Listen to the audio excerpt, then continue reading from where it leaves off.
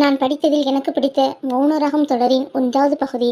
இந்த கதை உங்களுக்கு பிடித்திருந்தால் லைக் அண்ட் சப்ஸ்கிரைப் பண்ணிக்கோங்க ஃப்ரெண்ட்ஸ். வாங்க இன்றைய பகுதியை வாசிக்கலாம்.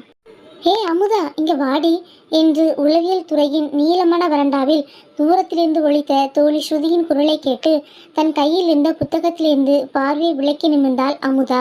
அவளது கண்கள் ஒரு வருடமாக பழகிய அந்த துறையின் ஒவ்வொரு மூலையையும் ஒரு புதிய கோணத்தில் வருடின. இது அவர்களின் கடைசி வருடம், எம்எஸ்சி சைக்காலஜியின் இறுதி வருடம். இந்த ஒரு வருடமும் எவ்வளவு வேகமாக ஓடிவிட்டன. அவள் தோழி ஸ்ருதி கிட்டத்தட்ட ஓடியே வந்தாள். அதில் அவளுக்கு மூச்சு வாங்க, என்னடி ஆச்சி, ஏன் இப்படி ஓடி வர என்று அமுதா புன்னகையுடன் கேட்டாள். நியூஸ் கேள்விப்பட்டியா? நம்ம டிபார்ட்மெண்ட்டுக்கு புது ப்ரொஃபஸர் வந்திருக்காராம் என ஆர்வமுடன் சொன்னாள் ஸ்ருதி. ஆமாம், கேள்விப்பட்டேன். போன செமஸ்டர் கடைசியிலேயே பேசிக்கிட்டாங்களே நம்ம பிரேமா மேம் போனதுக்கு பதிலாக வராருன்னு என்று அமுதா சாதாரணமாக சொல்லவும் ஸ்ருதி அவள் தோளை பிடித்து உலுக்கினாள். சாதாரணமாக சொல்லாதடி, அவர் பேரை கேட்டாலே நம்ம ஜீனியஸ் எல்லாம் ஒரு மாதிரி மிரள்றாங்க. அவர் பேர் கிருஷ்ணாவா, வெளிநாட்டு யூனிவர்சிட்டியில எல்லாம் ஒர்க் பண்ணிட்டு வந்திருக்காரா. பயங்கர பிரில்லியன்ட், ஆனால் ரொம்ப ஸ்ட்ரிக்ட், ரொம்ப சைலண்ட் டைப்பான் என்று புன்னகையுடன் சொன்னாள் ஸ்ருதி. அமுதாவுக்கு இந்த மாதிரி கிசுகிசுக்களில் ஒருபோதும் பெரிய ஆர்வம் இருந்ததில்லை. ஒருவரை பற்றி மற்றவர்கள் சொல்வதை வைத்து ஒரு முடிவுக்கு வருவது அவளுக்கு பிடிக்காத விஷயம். அவர் எப்படி வேணால் இருக்கட்டும் ஸ்ருதி, நமக்கு லெசன்ஸ் நல்லா எடுத்தால் போதும். இந்த ஃபைனல் இயர் ரொம்ப முக்கியம். நமக்கு ப்ராஜெக்ட், இன்டர்ன்ஷிப்னு ஏகப்பட்ட வேலை இருக்குது என்று அமுதா மெதுவாக சொன்னாள். நீ எப்போ பாரு இதே தான் சொல்கிற. லைஃப்பில் கொஞ்சம் ஃபன் வேண்டாமா? அந்த ஆள் பார்க்குறதுக்கு ஹேண்ட்ஸமாக இருப்பாராம், ஆனால் ஒரு ஸ்மைல் கூட பண்ண மாட்டாராம். அப்படியே ஒரு மாதிரி சீரியஸ் லுக்லேயே இருப்பார்னு சொன்னாங்க. அவர் கிளாஸில் உட்காந்தா நமக்குள்ளே இருக்கிற எல்லா சீக்ரெட்டையும் அவர் கண்ணு ஸ்கேன் பண்ணுற மாதிரியே இருக்கும் அப்படின்னு ஒரு சீனியர் அக்கா சொன்னாங்க என்று ஸ்ருதி சொன்னதை கேட்டு அமுதாவுக்கு லேசாக சிரிப்பு வந்தது. அப்படியா? சைக்காலஜி ப்ரொஃபஸர் அப்படி இல்லாமல் எப்படி இருப்பார்? நம்ம மனசை படிக்கிறவங்க தானே அவங்க என புன்னகையுடனே சொன்னாள் அவள். இல்லடி, இது வேற மாதிரி. அவர் ஏதோ ஒரு மிஸ்ட்ரி மாதிரி. அவர் ஒரு புரியாத புதிர்னு வச்சுக்கோ. யாரும் அவர் பர்சனல் லைஃப்பை பற்றி இதுவரைக்கும் பேசினதே இல்லையா. அவர் எங்கேருந்து வராரு, அவருக்கு ஃபேமிலி இருக்கா அப்படின்னு எதுவுமே தெரியாதான்.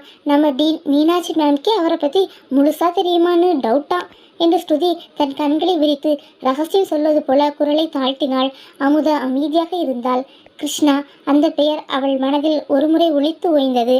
ஒரு புதிதான மனிதர், சுவாரஸ்யமாக தான் இருக்குது என்று மனதில் நினைத்து கொண்டு, சரி சரி, கிளாஸ்க்கு டைம் ஆச்சு, வா போகலாம். அந்த மிஸ்ட்ரி ப்ரொஃபஸரோட ஃபஸ்ட்டு கிளாஸ் இன்னைக்கு. லேட்டாக போனால் நம்மளை பற்றி அவர் என்ன நினைப்பாரோ என்று ஸ்ருதியை இழுத்துக்கொண்டு வகுப்பறை நோக்கி நடந்தாள் அமுதா. அவர்களுடைய வகுப்பறை மிகவும் அமைதியாக இருந்தது. இது இறுதி ஆண்டு என்பதால் மாணவர்கள் மத்தியில் ஒருவித முதிர்ச்சியும் அதே சமயம் ஒரு பதட்டமும் இருந்தது. எல்லோரும் அந்த புதிய பேராசிரியருக்காக காத்து கொண்டிருந்தார்கள். ஒவ்வொரு நொடியும் கதவருகே ஒரு நிழல் அசைந்தால் கூட மொத்த வகுப்பறையும் திரும்பி பார்த்தது. சரியாக 9 மணிக்கு கிளாஸ் ரூமின் கதவு மெதுவாக திறந்தது. உள்ளே நுழைந்த அந்த உருவத்தை பார்த்ததும் மொத்த அறையிலும் நிலவிய அந்த சலசலப்பு கூட சட்டென்று நின்று போனது. அத்தனை பேரின் பார்வையும் அவர் மீதே இருந்தது. அமுதாவும் அவரை பார்த்தாள். ஸ்ருதி சொன்னது உண்மைதான். அவர் 6 அடி உயரத்தில் இருந்தார். கருப்பு நிற காட்டன் ஷர்ட், நீல நிற ஜீன்ஸ், சிம்பிளான உடை. ஆனால் அவனை சுற்றி விவரிக்க முடியாத ஏதோ ஒன்று மட்டும் இருந்தது. 30 அல்லது 31 வயது இருக்கலாம். நேர்த்தியாக வாரப்பட்ட தலைமுடி, லேசான தாடி. ஆனால் இது எல்லாவற்றையும் விட எல்லோரையும் கட்டி போட்டது அவனது கண்கள். அதில் ஒரு ஆழம் இருந்தது. அமைதியாக இருந்தாலும் அந்த கண்களுக்குள் 1000 புயல்கள் ஓய்ந்திருக்கலாம் என்று தோன்றியது. அதில் ஒரு விதமான சோர்வும் தாகமும் கலந்திருப்பதை அமுதாவால் உணர முடிந்தது. அவன் யாரையும் குறிப்பிட்டு பார்க்கவில்லை. ஒட்டுமொத்த வகுப்பறையும் ஒரு முறை ஸ்கேன் செய்தான். அவனது பார்வையில் எந்த உணர்ச்சியும் இல்லை. பாராட்டு இல்லை, கோபம் இல்லை, எதிர்பார்ப்பில்லை. அது ஒரு வெற்றிடம் போல இருந்தது. அவன் நேராக வந்து மேஜையின் மீது தன் மடிக்கணினையும் புத்தகத்தையும் வைத்தான். அதற்கடுத்த ஒரு நொடி கூட தாமதிக்காமல் மாணவர்களை பார்த்து பேச ஆரம்பித்தான். குட் மார்னிங், நான் கிருஷ்ணா.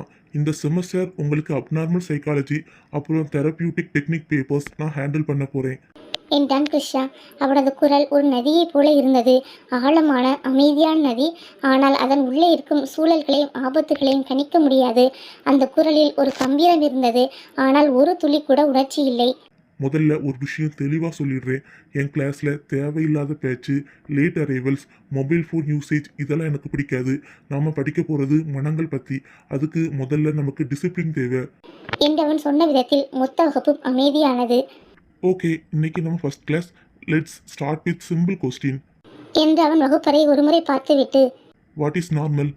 என்று கேட்க ஒரு நிமிடம் அறை முழுவதும் அமைதி. மாணவர்கள் ஒருவரை ஒருவர் பார்த்து கொண்டனர். யாராவது பதில் சொல்லுங்க, எது நார்மல்? என்று மறுபடியும் கேட்டான் கிருஷ்ணா. அப்போது ஒரு மாணவன் எழுந்து சார், சொசைட்டி அக்செப்ட் பண்ற விஷயங்கள் எல்லாம் நார்மல். என்று பதில் சொல்ல கிருஷ்ணா ஒரு சின்ன தலையசைப்பு மட்டும் செய்தான். ஓகே, அப்போ சொசைட்டி அக்செப்ட் பண்ணாத விஷயங்கள் எல்லாம் அப்நார்மலா? என்று அவன் கேட்ட விதத்தில் அந்த மாணவன் குழம்பி போய் அமர்ந்தான். அடுத்து ஒரு மாணவி எழுந்து மெஜாரிட்டி ஆஃப் பீப்புள் ஃபாலோ பண்ணுற பிஹேவியர் நார்மல் சார் என்று சொன்னாள். குட். அப்போ சில வருஷங்களுக்கு முன்னாடி வரைக்கும் ஒரு விதவை மறுமணம் பண்றது இந்த சொசைட்டில அப்நார்மலா பாதிக்கப்பட்டது. ஆனா இப்போ அது நார்மல். அப்போ நார்மல் என்பது காலத்துக்கு காலம் மாறுமா? அது ஒரு நிரந்தரமான விஷயம் இல்லையா? என்று அவன் கேட்ட கேள்விகள் எல்லாம் எளிமையாக இருந்தது. ஆனால் அதன் பின்னால் இருந்த தத்துவம் ஆழமாக இருந்தது. அவன் மாணவர்களை யோசிக்க வைத்தான். வெறு புத்தகத்தில் உள்ளவனை ஒப்புவிப்பனாக அவன் இல்லை. அமுதா அவனையே பார்த்து கொண்டிருந்தாள். அவன் பேசும்போது அவனது கைகள் எந்த அசைவும் இல்லாமல் இருந்தன. அவனது முகத்தில் எந்த மாற்றமும் இல்லை. ஆனால் அவனுடைய கண்கள் மட்டும் அவ்வப்போது ஏதோ ஒரு பழைய நினைவில் மூழ்குவது போலவும் சட்டென்று அதிலிருந்து வெளியில் வருவது போலவும் அவளுக்கு தோன்றியது. அவன் தற்பொழுது அப்நார்மல் சைக்காலஜி பற்றி பேசினான். மனநோய்கள், அதன் அறிகுறிகள், சமூகத்தின் பார்வை என்று அவன் விளக்கிய விதம் அத்தனை துல்லியமாய் இருந்தது. ஆனால் அதில் எங்குமே ஒரு நோயாளியின் வலியை பற்றியோ அல்லது ஒரு மனிதனின் உணர்ச்சிகளை பற்றியோ அவன் பேசவில்லை. எல்லாமே டெக்னிக்கலாக, அனலிட்டிக்கலாக மட்டுமே இருந்தது. அப்போது அமுதாவுக்கு ஒரு கேள்வி எழுந்தது. இவர் எப்படி இவ்வளோ உணர்ச்சியற்று பேசுகிறாரு? சைக்காலஜி என்பதே பல்வேறு உணர்ச்சி குவியல்களின் அறிவியல் தானே என்று அவன் தொடர்ந்து பேசிக் கொண்டிருந்தான். ஒருத்தர் தனக்குத்தானே பேசிக்கிட்டா நாம அவரை அப்நார்மல் சொல்றோம். ஆனா நாம எல்லாருமே நமக்குள்ள பேசிக்கிட்டு தான் இருக்கோம். ஆனா டிஃப்ரென்ஸ் என்னன்னா, ஒருத்தர் சத்தமா பேசுறாரு, இன்னொருத்தர் மனசுக்குள்ள பேசுறாரு. அப்போ சத்தம்தான் நார்மலுக்கும் அப்நார்மலுக்குள்ள வித்தியாசமா? என்று அவன் கேட்ட கேள்வி அமுதாவின் இதயத்தில் ஒரு மணியை அடித்தது போல இருந்தது. எவ்வளவு உண்மையான வார்த்தைகள்! அவள் அவனையே பார்த்து கொண்டிருந்தாள். இவர் ஒரு புதிர், எளிமையான வார்த்தைகளில் ஆழமான தத்துவங்களை பேசுகிறார். ஆனால் அவரிடம் எந்த உணர்ச்சியும் இல்லை. இது வேஷமா, இல்லை இதுதான் அவருடைய இயல்பா என்று தனக்குள்ளேயே அமுதா கேட்டுக்கொண்டாள். நேரம் போனதே தெரியவில்லை. 1 மணி நேரம் முடிந்து கிளாஸ் முடியும் தருணமும் வந்தது. ஓகே, இன்னைக்கு இவ்வளவு போதும். நெக்ஸ்ட் கிளாஸ்ல நம்ம வேற விதமான மனசிதைவு நூல்களை பற்றி பார்க்கலாம். தேங்க்யூ. என்று அவன் சொல்லி முடித்ததும் தன் புத்தகங்களையும் லேப்டாப்பையும் எடுத்துக்கொண்டு கிளம்ப தயாரானான் கிருஷ்ணா. அங்கிருந்து மாணவர்களும் பின் மெதுவாக களைய ஆரம்பித்தார்கள். அப்போது ஸ்ருதி அமுதாவின் காதருகே குனிந்து, அம்மாடியோ என்னம்மா கிளாஸ் எடுக்கிறாரு, ஆனால் அவர் ஒரு தடவை கூட ஸ்மைல் பண்ணலை பாத்தியா என்றாள். அவள் சொன்னதை கேட்டதும் அமுதா புன்னகைத்தாள். ஆனால் அவள் பார்வை கிருஷ்ணா மீதே இருந்தது. அவன் அறையை விட்டு வெளியேறும் முன் கடைசி முறை வகுப்பை திரும்பி பார்த்தான். ஏதோ ஒரு கணத்தில் அவனது பார்வை கூட்டத்தில் நடுவே இருந்த அமுதாவின் மீது நிலைத்தது. ஒரே ஒரு நொடிதான்.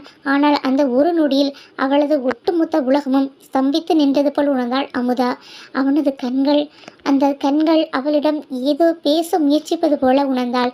அதில் ஒரு வழி, ஒரு தேடல், ஒரு சொல்ல முடியாத சோகம் எல்லாம் அந்த கண்களில் மின்னல் போல தூண்டி மறைந்தது. அவன் அவளை பார்க்கவில்லை. அவளை ஊடுருவி அவளுக்குள் இருக்கும் ஆன்மாவை பார்ப்பது போல இருந்தது. அமுதாவின் இதயம் ஒரு நொடி வேகமாக துடித்தது. அவள் பார்வையை விளக்க முடியாமல் அவனையே பார்த்தாள். அவனும் அவளையே பார்த்தான். அவனது முகத்தில் எந்த மாற்றமும் இல்லை. ஆனால் அந்த கண்கள் மட்டும் 1000 கதைகள் பேசின.